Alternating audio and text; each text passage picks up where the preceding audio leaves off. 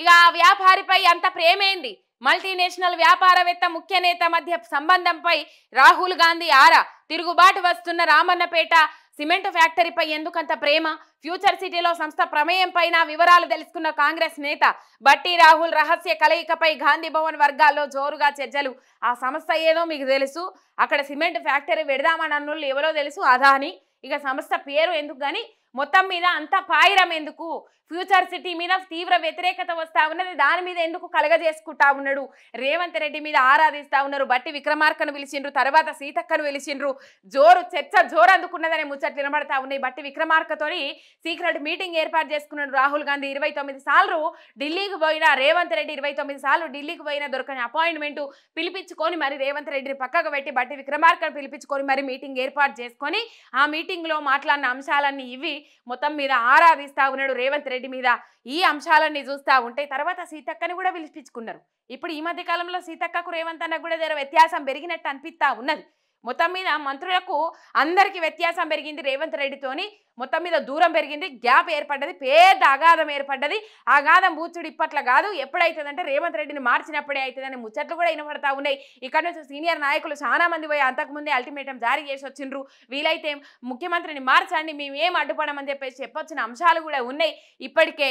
ఇక మొత్తం మీద బట్టి విక్రమార్కతో రహస్య మీటింగ్ ఏర్పాటు చేసుకొని ఈ అంశాలని ఆరాధించిండ్రు. త్వరలో ముఖ్యమంత్రి మార్పు అవుతుందని ముచ్చట్లు కూడా వినబడతా ఉన్నాయి. కాంగ్రెస్ అగ్రనేత రాహుల్ గాంధీని డిప్యూటీ సీఎం బట్టి విక్రమార్క ఢిల్లీలో రహస్యంగా కలుసుకోవడం వెనుక పెద్ద కథే ఉన్నదని ఆ పార్టీ వర్గాలు చర్చించుకుంటున్నాయి.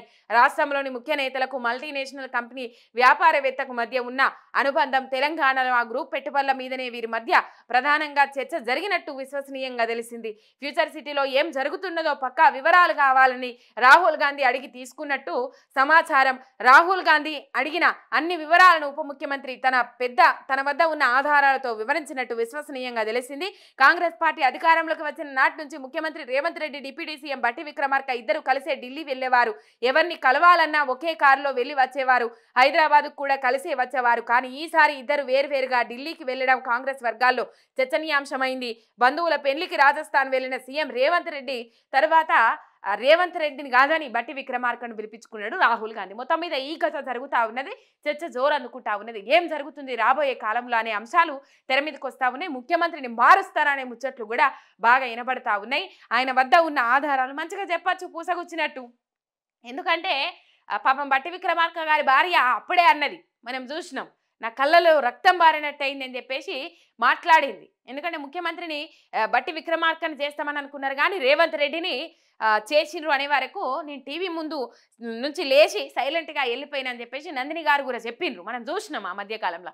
మొత్తం మీద మార్పు జరుగుతుందా? ఒకవేళ జరిగితే బట్టి విక్రమార్కకు సీఎం పదవి ఇస్తారా అనే ముచ్చట కూడా జోరు అందుకున్నా ఉన్నది. ఇక సీఎం పదవి బట్టి విక్రమార్కకి ఇస్తే మరి ఉత్తమ్ కుమార్ రెడ్డి, కోమటిరెడ్డి వెంకటరెడ్డి, జానారెడ్డి ఇట్లాంటి వాళ్ళందరూ పోటీ పడేటోళ్ళు చాలా మంది ఉన్నారు. వాళ్ళందరూ మళ్ళీ రేవంత్ రెడ్డితోని చేతులు కలిపి ఒక వర్గంగా ఏర్పడతారా అనే ముచ్చట కూడా తెర మీదకి వస్తా ఉన్నది. చూద్దాం రాబోయే కాలంలో ఏం జరగపోతా ఉన్నది. రేవంత్ రెడ్డి వల్లనే కాంగ్రెస్ పార్టీకి ఇంత వ్యతిరేకత ఉన్నది తెలంగాణలో.